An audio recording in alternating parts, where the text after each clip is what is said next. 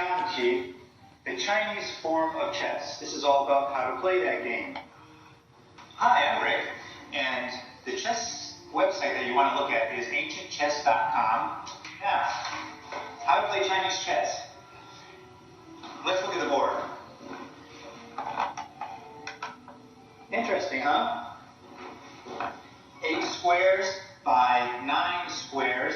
Kind of a gap in the middle. These lines don't go through. Doesn't matter.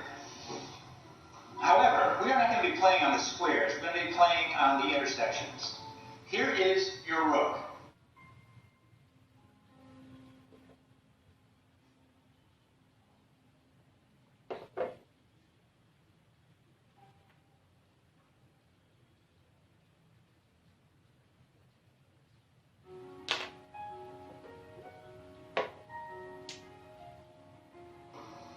Symbol means chariot, goes in the corner. Very much like our rook, moves forward, backward, and sideways.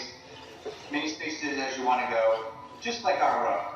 Here is the Chinese knight.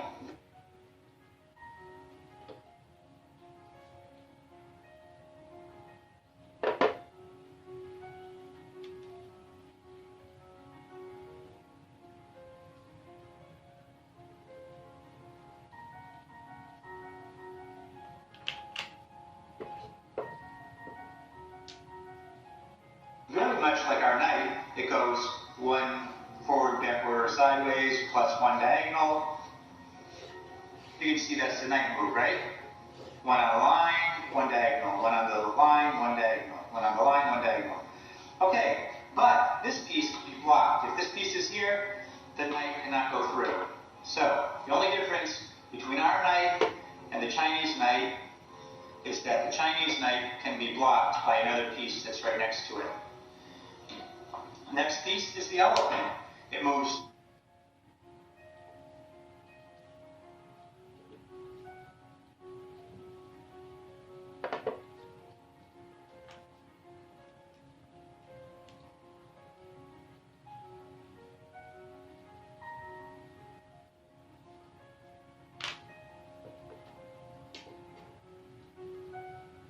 two spaces diagonal.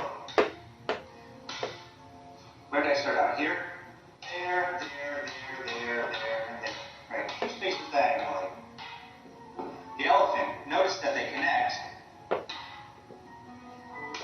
And notice that they can only get to 7 points on the entire board because the elephant can't go over the river. This is the river. All the other creatures go over it without trouble. Elephant has to stay on this side of the board. This is the king's advisor.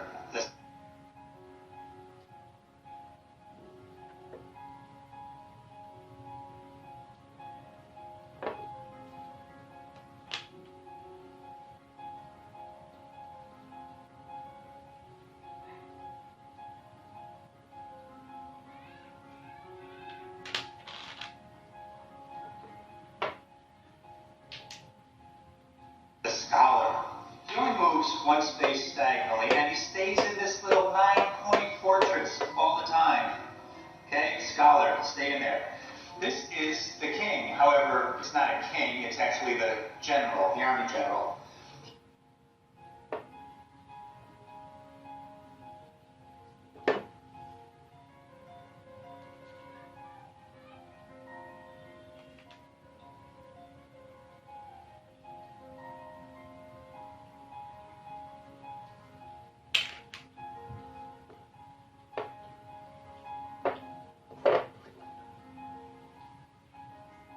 He goes 1 space orthogonally, forward, backward, and sideways.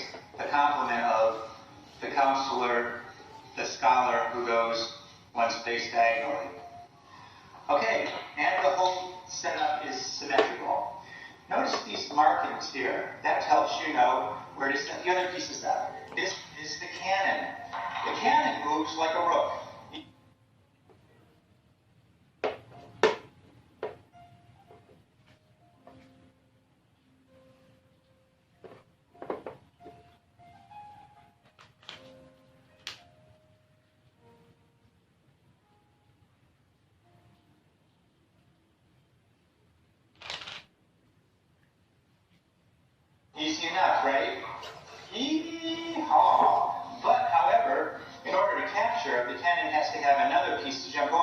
So for instance, if these two guys are here, and this enemy piece is here, this cannon can jump over this cannon and capture that one like that. Okay?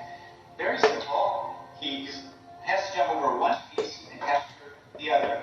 Now, the cannon cannot, let's see, the cannon cannot from here jump over a piece and just stay there. He can only jump over to capture.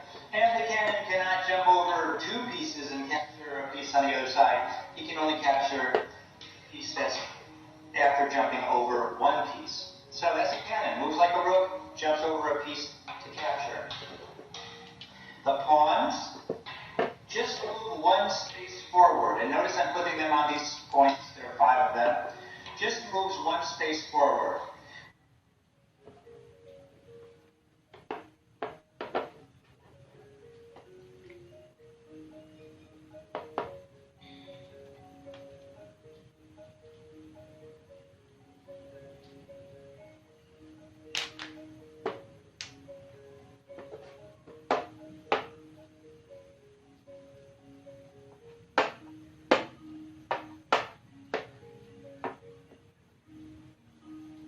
When it gets over the river, it can also move one space sideways, forward or sideways, but never backward. And when it gets to the end, it does not promote, it just can move sideways.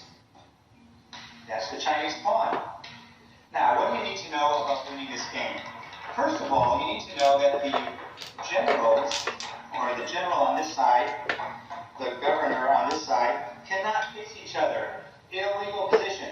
You've got to have something in between at all times. So, if this were the position, this side of the board, the black, could not move sideways. It would be allowing the two to face each other. They would be in check in that way.